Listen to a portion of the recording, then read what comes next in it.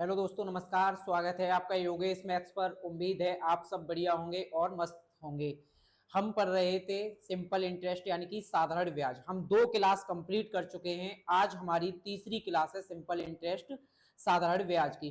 और हाँ, एक जरूरी सूचना भाई, हम 1 तारीख से यानी कि 1 मई कल से एक नया बैच स्टार्ट कर रहे हैं यूपीएसआई और कांस्टेबल के लिए ऑफलाइन बैच, जिसकी क्लास सुबह 9 बजे से स्टार्ट होगी। 1.5 घंटे की क्लासें होंगी पर डे।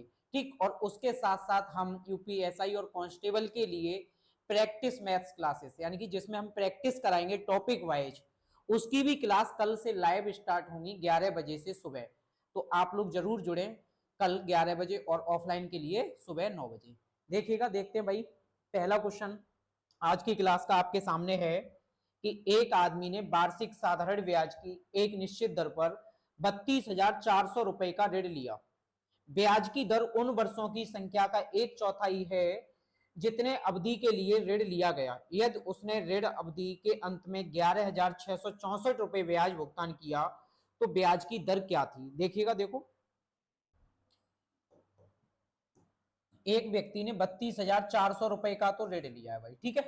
और जो ब्याज की दर है वो वर्षों की संख्या का 1/4 है, यानी कि इसने ये कहा है जो रेट है वो टाइम का 1/4 है। टाइम का कितना है? 1/4 दे रखा है, ये इसने बताया है। अब आप बताइए, हम साधारण ब्याज का एक फॉर्मूला पढ़े थे। साधारण ब्याज बराबर क्या होता है? साधारण ब्याज बराबर मूलधन गुणा दर गुणा समय बटे 100। उसका हम यूज करते हैं। देखिएगा, हमें ब्याज दे रखा है 11,664, मूलधन दे रखा है 32,400 रुपए। पी आ गया। आर की वैल्यू हम लिख पाएंगे T/4 और समय लिखेंगे T बटे 100 और बराबर रख देंगे ब्याज। ब्याज है 11,664, ये हमें दे रखा है। अब हम इसको कैलकुलेट करते हैं। देखिएगा, 2 जीरो से 2 जीरो कट जाएंगे भाई। 4 से और डिवाइड कर देते हैं इसको। कितनी बार? 4 × 8 = 32, 4 × 1 = 4। टी स्क्वायर बराबर आ जाएगा 11,664 बटे 81। ठीक, ये कितना आ जाएगा? 81 आ जाएगा। ठीक, अब हम देखिएगा इससे आगे इसे सॉल्व करते हैं।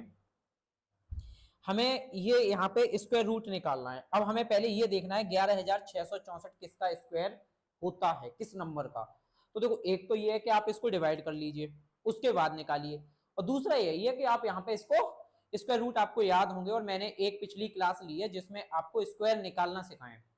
जिसमें स्क्वायर निकालना सिखाएं तो उसमें देखो ये बताया था, जैसे ये जो 11,664 है ये 100 यानी कि 100 से बड़े नंबर का स्क्वायर है। और लास्ट में 64 कब आएगा? जब 8 होना चाहिए। 8 का वर्ग करेंगे 8 × 2 = 64, यानी 100 से 8 ज्यादा होगा तो ये किसका होगा? 108 का। और 108 का, और ये आप जानते हैं 81 किसका है? 9 का। 9 से मैं इसे डिवाइड करूंगा तो कितनी बार चला जाएगा? 12 बार। तो समय निकल आया 12 वर्ष। अब हमें बताना है कि ब्याज की दर क्या है। हमें क्या बताना है? ब्याज की दर बतानी है भाई। अब देखो, रेट हमें दे रखी है, रेट दे रखा है समय का 1/4। अब टाइम कितना है? 12, और इसका 1/4 करूंगा तो कितना आ जाएगा? 3%। तो ब्याज की जो दर है वो कितनी है?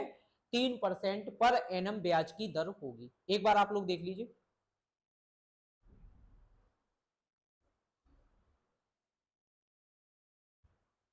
देखते हैं भाई, देखो नेक्स्ट क्वेश्चन देखते हैं। नेक्स्ट क्वेश्चन है आपके सामने, जब वर्षों की संख्या प्रतिशत प्रति वर्ष ब्याज दर के आधे के बराबर होती है, यानी कि जो वर्षों की संख्या टी है वो जो है रेट के आधे के बराबर होती है। ये हमें दे रखा है क्वेश्चन में, यानी कि टाइम जो है वो रेट का हाफ है, ब्याज दर के आधे के बराबर होती है। तो किसी राशि पर साधारण ब्याज, तो किसी राशि पर साधारण ब्याज राशि का 1/8 भाग हिस्सा होता है।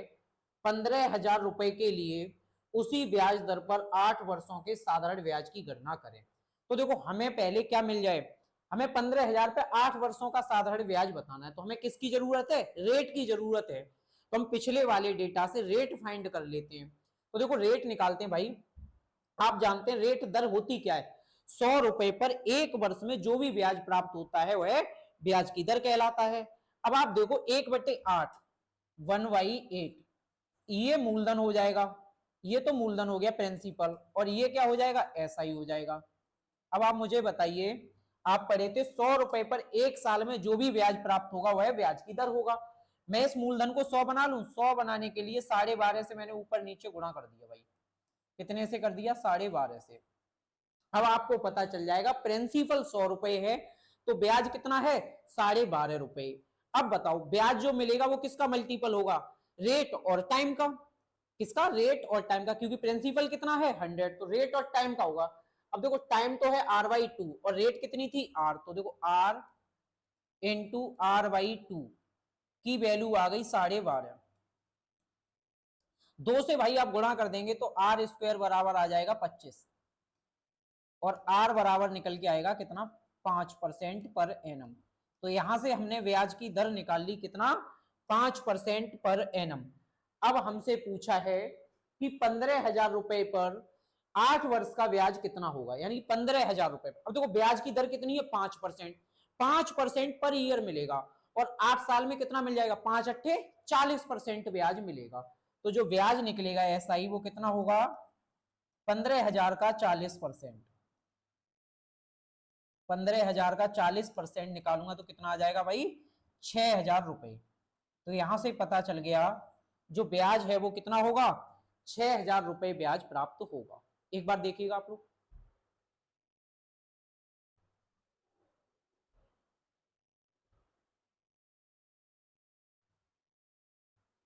देखो भाई नेक्स्ट क्वेश्चन है आपके सामने, उसी टाइप का है। एक निश्चित राशि पर साधारण ब्याज उस राशि का 1/4 है। साधारण ब्याज क्या है, 1/4 है।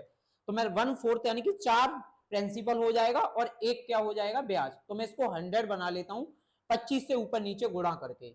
देखो 1/4 था, ये साधारण ब्याज हो जाएगा, ये प्रिंसिपल। मैंने 25 से ऊपर नीचे गुणा कर दिया भाई, कितने से, 25 से।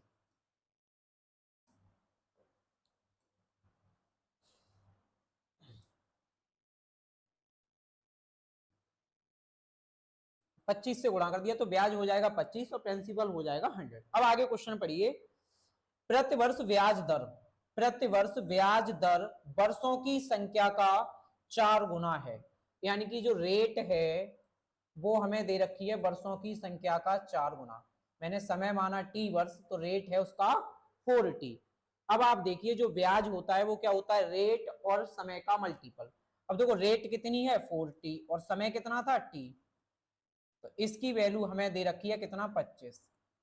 तो टी स्क्वायर बराबर आ जाएगा भाई 25/4, और टी बराबर आएगा भाई कितना, 5/2। अब हमने क्या किया, समय निकाल लिया। समय कितना निकला, 5/2। यहां से हम रेट फाइंड कर सकते हैं, देखिएगा।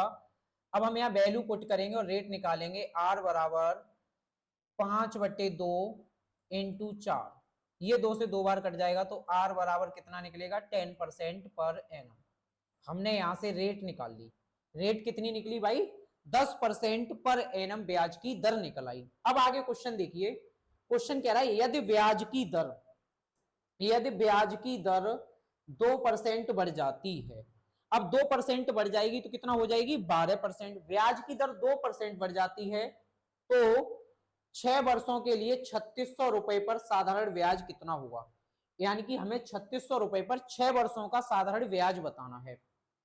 अब देखिएगा भाई 3600 रुपए हैं, ठीक, और 6 वर्ष।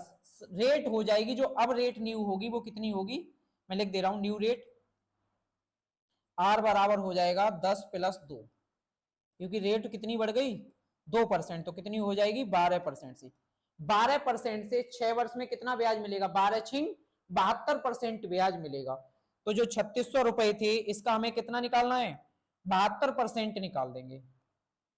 तो यानी कि 3600 रुपए का 72% निकालेंगे भाई बटे 100, कैलकुलेट करेंगे तो देखो कितना आ जाएगा, 2 जीरो से 2 जीरो कट जाएंगे, यानी कि 36×72 आ जाएगा। ये हमारा आंसर होगा। अब देखो क्वेश्चन को करने से पहले हम एक चीज और देख सकते थे, क्या, वो शुरू में आपको एग्जाम में देखनी होगी कि भाई 3600 रुपए का हमें साधारण ब्याज बताना है, यानी कि जो भी आंसर होगा वो 9 का मल्टीपल होगा। अब 9 का मल्टीपल अगर तो हो सकता है 2 ऑप्शन हो ऐसे, तो हम आगे सॉल्व करेंगे, यूनिट डिजिट से देख लेंगे उस टाइम। अब देखो यूनिट डिजिट आप देखेंगे 6 दूनी 12, कितना आएगा 2 आएगा। 2 वाले दो, एक 3 ऑप्शन है तो एक ये तो नहीं हो सकता, एक ये ऑप्शन हट जाएगा। बाकी इनमें हम देख लेंगे कौन सा ऑप्शन है जिसका डीएस 9 है, जिसके अंकों का योग 9 है। अब देखो इसको हम चेक करते हैं, 9 हट जाएगा, 5 4 9, इसका 9 है। इसको भी देखते हैं, देखो 9 6 2 8 और 2 10, इसका 1 है। इसको 6 और 4 10 5 15, इसका भी 6 है। तो कौन सा ऑप्शन मिला, बी ऑप्शन है, जिसका डीएस कितना है 9 है, यानी कि 2592। तो हमें यहां से पता चला जो 3600 रुपए पर साधारण ब्याज प्राप्त होगा वो कितना होगा, 2592 रुपए ब्याज प्राप्त होगा। एक बार देख लीजिए आप लोग।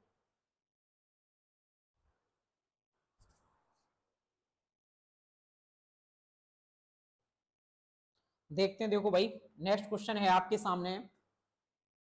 एक निश्चित राशि 8% प्रति वर्ष साधारण ब्याज की दर से 5.5 वर्षों में 12,096 रुपए हो गई।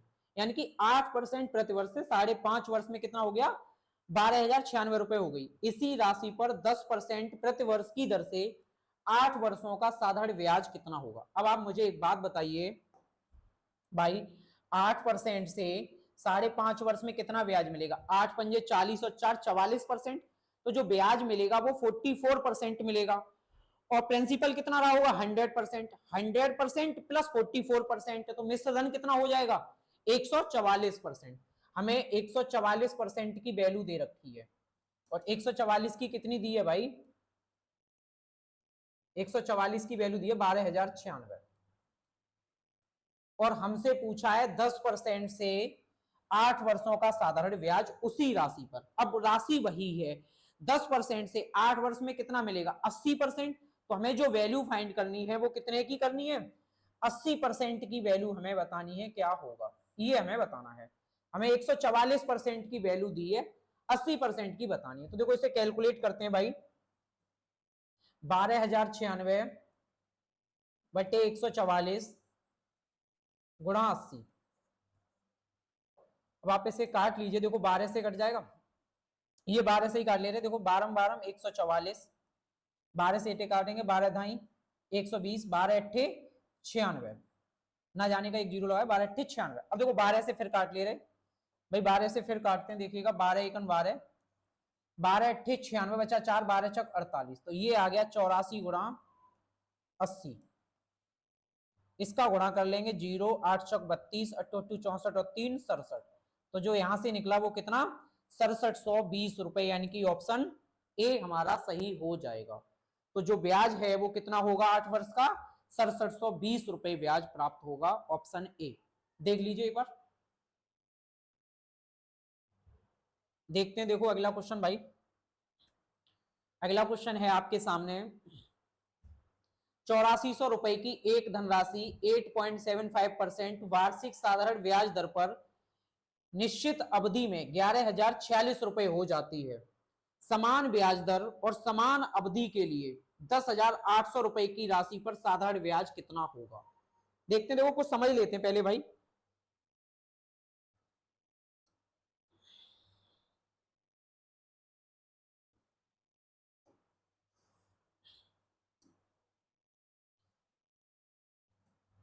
देखो भाई हम पढ़े हैं एसआई बराबर होता है, एसआई प्रोपोर्शनल होगा पी आर टी के।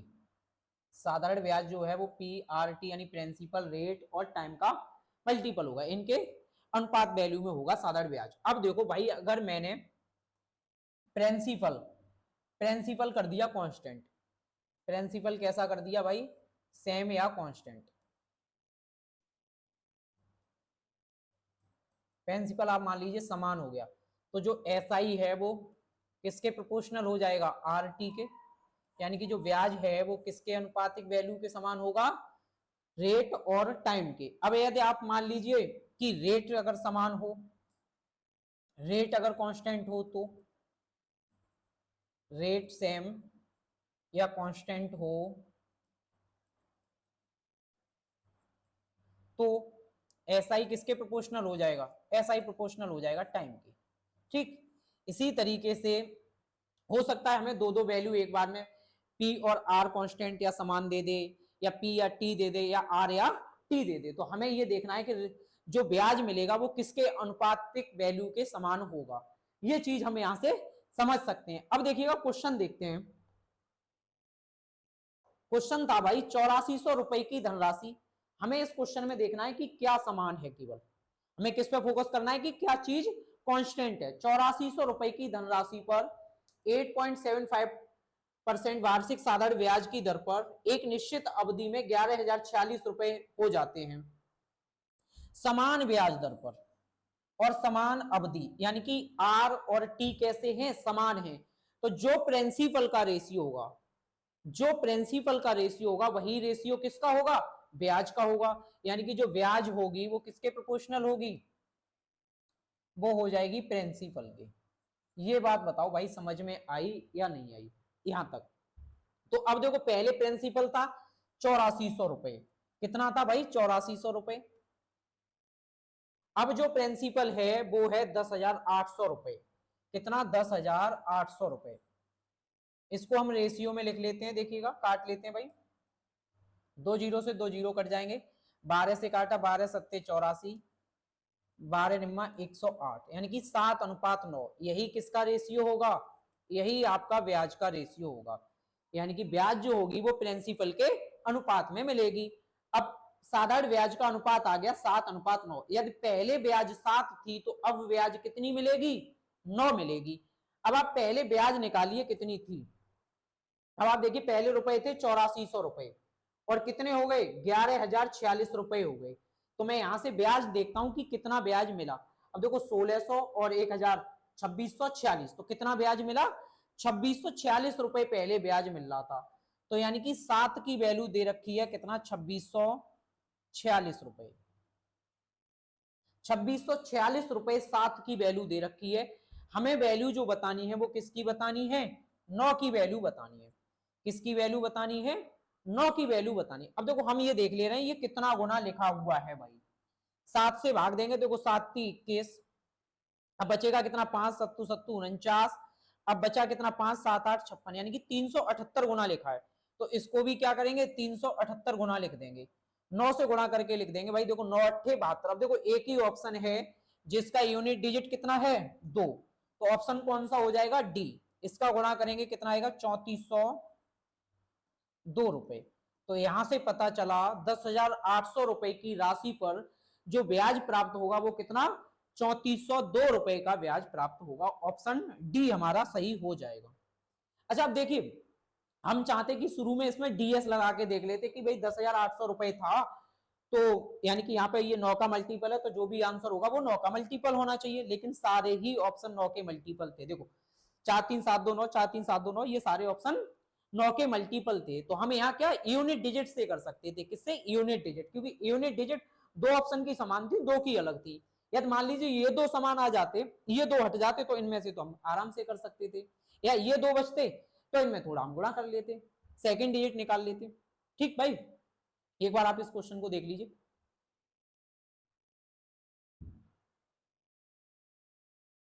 देखो नेक्स्ट क्वेश्चन है आपके सामने, यदि 72 रुपए की राशि पर 3 वर्ष में प्राप्त मिश्र धन 104.4 रुपए है, तो 120 रुपए की राशि पर समान प्रतिशत वार्षिक दर से, यानी कि समान प्रतिशत यानी कि रेट समान है, 5 वर्ष में प्राप्त मिश्र धन कितना होगा।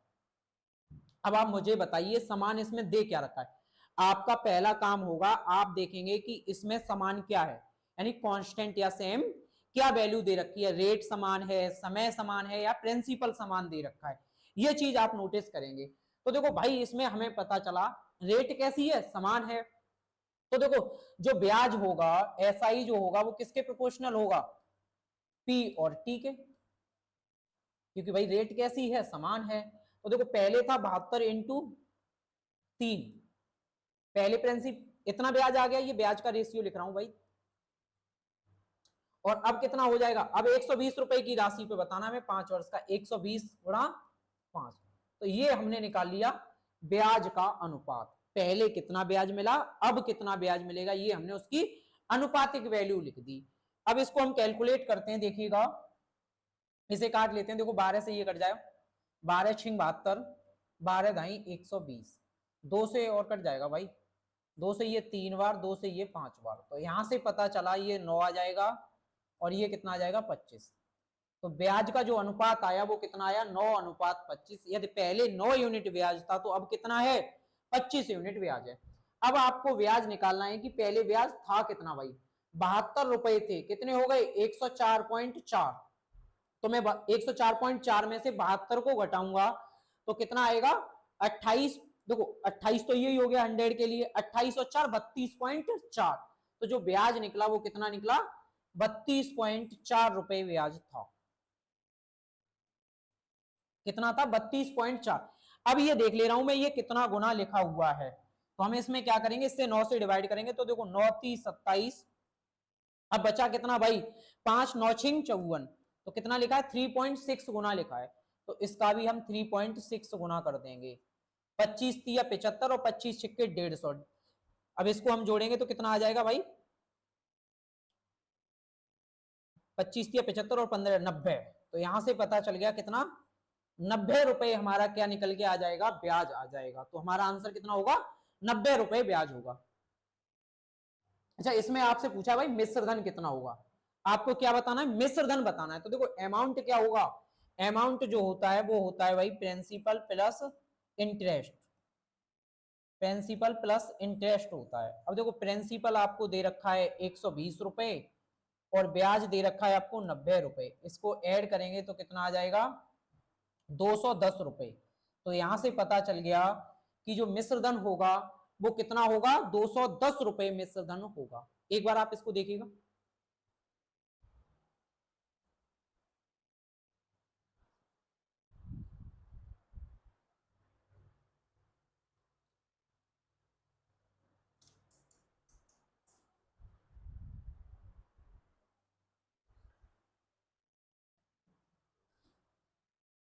देखते हैं भाई देखिएगा अगला क्वेश्चन नेक्स्ट। अगला क्वेश्चन करिए आप लोग।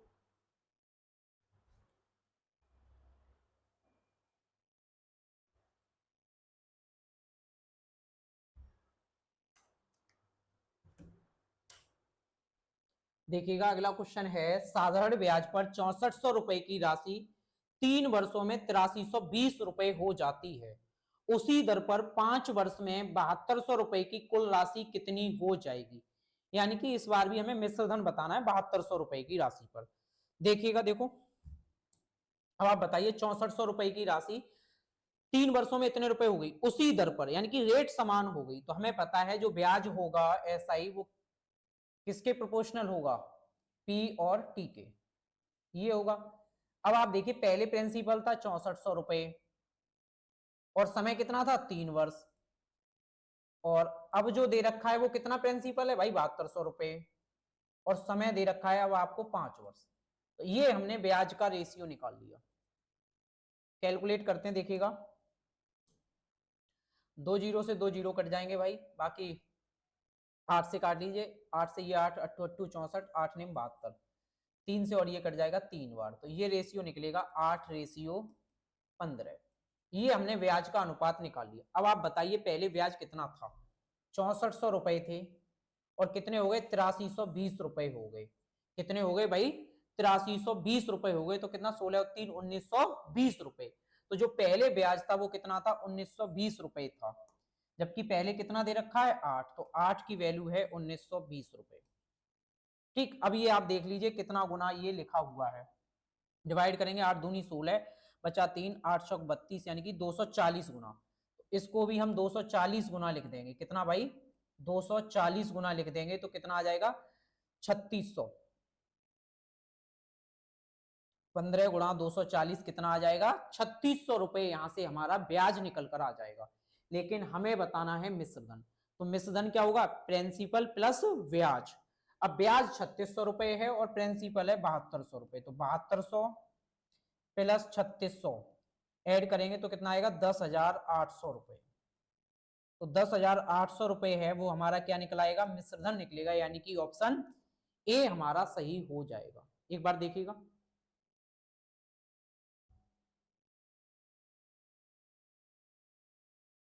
देखते हैं देखो अगला क्वेश्चन। नेक्स्ट क्वेश्चन है आपके सामने, एक निश्चित धनराशि पर साधारण ब्याज धनराशि का 5वां हिस्सा है, धनराशि का कितना 1/5वां हिस्सा है, और प्रतिवर्ष ब्याज दर वर्षों की संख्या की 5 गुनी है यदि ब्याज की दर में 3% की वृद्धि हो जाती है तो 6 वर्षों के लिए 5600 रुपए पर साधारण ब्याज कितना होगा। देखिएगा, देखो एक निश्चित धनराशि पर साधारण ब्याज धनराशि का 1/5वां हिस्सा यानी कि 1/5, ये तो हो जाएगा आपका एसआई, और ये आपका दे रखा है प्रिंसिपल। अब इसको हम 100 बना ले रहे, 20 से ऊपर नीचे गुणा कर लेते हैं भाई, अभी शुरू में पढ़े थे इस चीज को। 20 से ऊपर नीचे गुणा करेंगे तो हमें पता चलेगा कि जो ब्याज था वो कितना था, 20% था। अब आप देखिए इसने बोला है प्रति वर्ष ब्याज की दर वर्षों की संख्या का 5 गुना है, यानी कि जो ब्याज की दर है रेट वो वर्षों की संख्या का कितना गुना है, 5 गुना, ये दे रखा है 5t के बराबर है। कितना, 5t के बराबर। अब आप बताइए ब्याज होता है r और t का मल्टीपल, t ये है और r की वैल्यू दी है 5t और इसकी वैल्यू दे रखी है आपको 20। 5 से आप इसको 4 बार काट देंगे भाई, कितना 4 बार, टी स्क्वायर बराबर 4 तो t बराबर निकलेगा 2। t बराबर आपने 2 निकाल लिया, t की वैल्यू आप यहां पुट कर दीजिए, यहां पुट करेंगे तो r बराबर निकलेगा 5 दूनी 10, कितना 10%। तो जो ब्याज की दर है वो कितनी है, 10% थी। लेकिन अब ये क्वेश्चन में कह रहा है यदि ब्याज की दर 3% की वृद्धि हो जाए, ब्याज की दर में क्या हुआ 3% की वृद्धि हो जाएगी तो भाई कितनी हो जाएगी अब 13%। 13% से 6 वर्ष का ब्याज बताना है। अब देखो 13% से 6 वर्ष में ब्याज कितना मिलेगा, 13 छक्के 78%। तो जो ब्याज मिलेगा अब वो 78% होगा। कितना होगा भाई 78%। 5600 का हमें कितना बताना है, 78% बताना है बटे 100। कैलकुलेट करते हैं, देखिएगा 2 जीरो से 2 जीरो कट जाएंगे, 56 गुणा 78,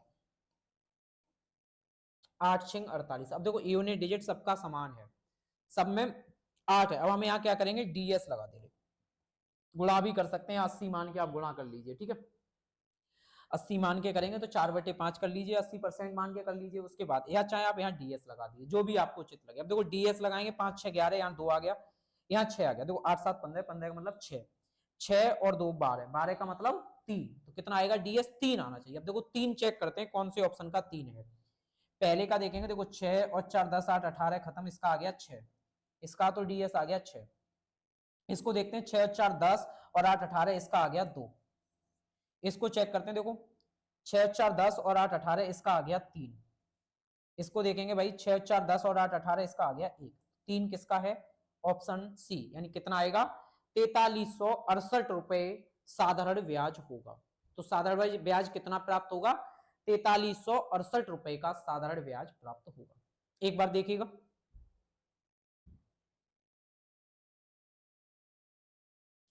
देखो भाई नेक्स्ट क्वेश्चन है आपके सामने, एक निश्चित राशि पर साधारण ब्याज राशि का 1/5वां हिस्सा है और प्रतिवर्ष ब्याज दर प्रतिशत वर्षों की संख्या का 3.2 गुना है, यानी कि जो आर है वो टाइम का 3.2 गुना है।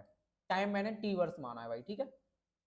अब आप मुझे बताइए जो ब्याज है वो कितना है, 5वां हिस्सा यानी कि 1/5। तो मैं इसको 1/5 यानी कि 5 को 100 बनाने के लिए 20 से ऊपर नीचे गुणा कर दूंगा, 20 पंजे 100, तो जो ब्याज मिलेगा वो कितना होगा 20। और 20 किसका मल्टीपल होगा, आर और टी का।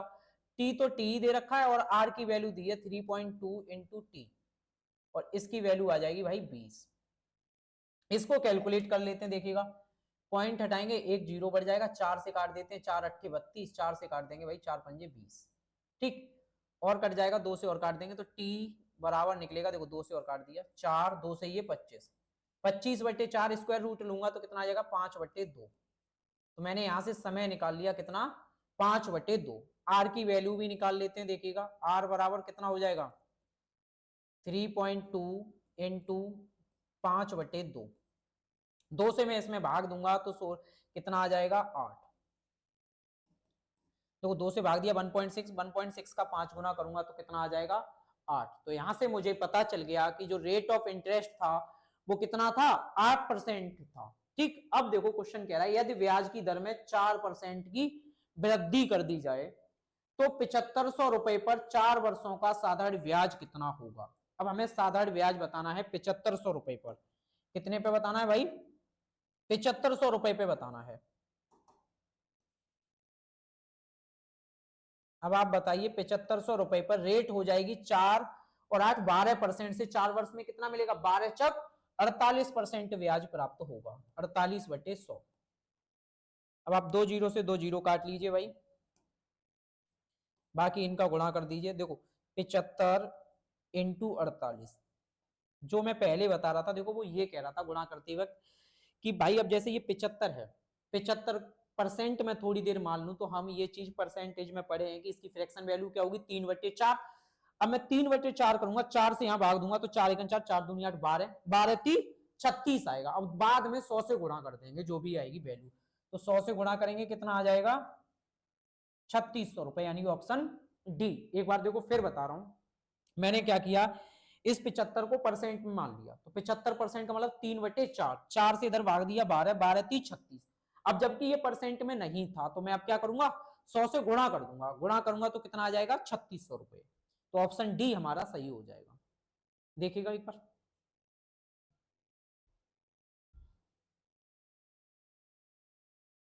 देखो भाई नेक्स्ट क्वेश्चन है आपके सामने।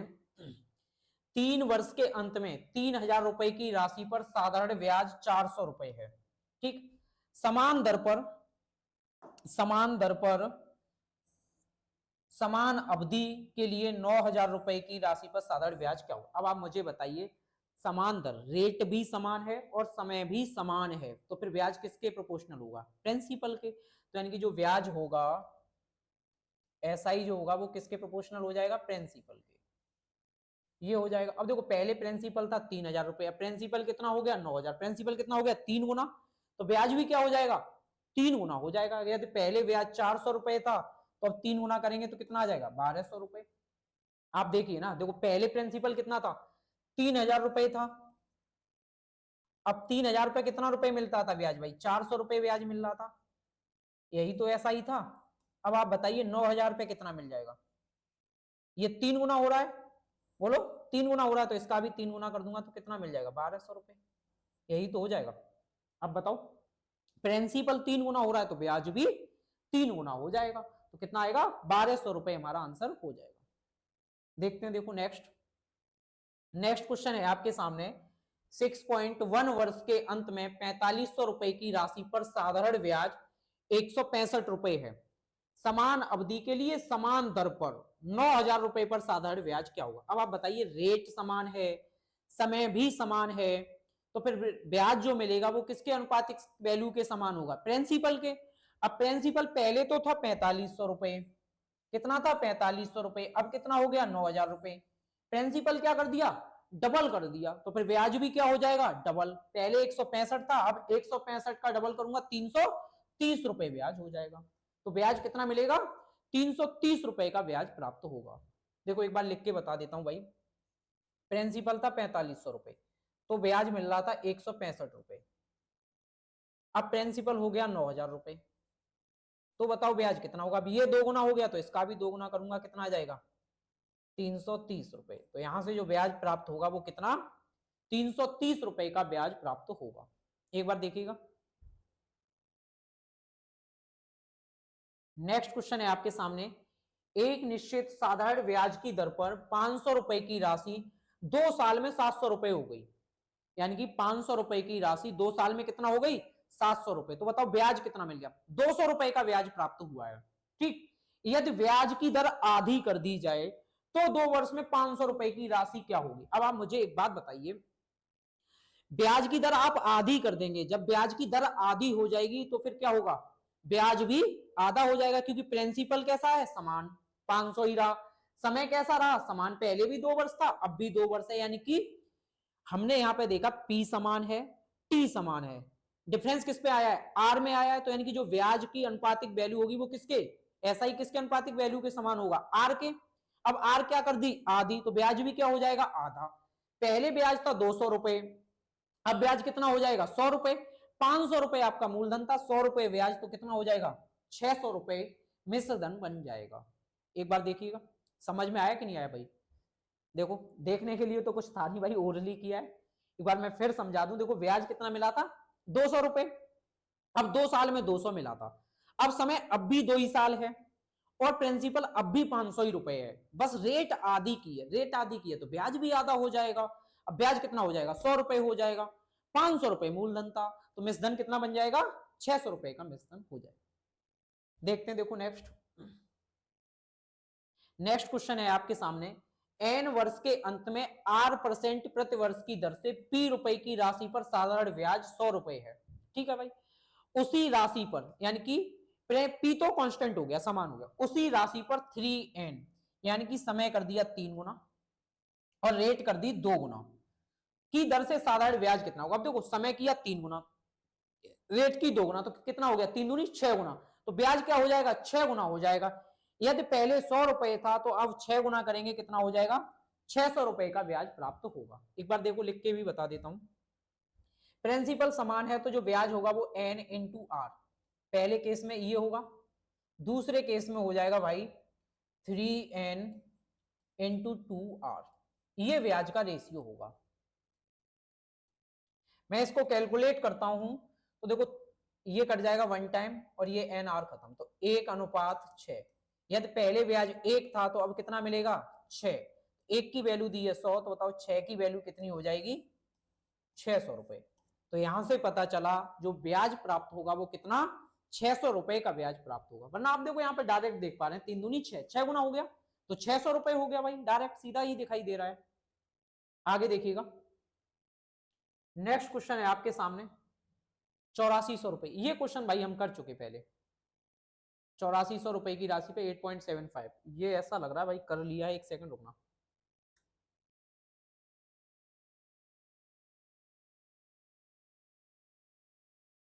हाँ ये क्वेश्चन हो चुका है भाई, देखो 5 नंबर क्वेश्चन था, ये रिपीट हो गया।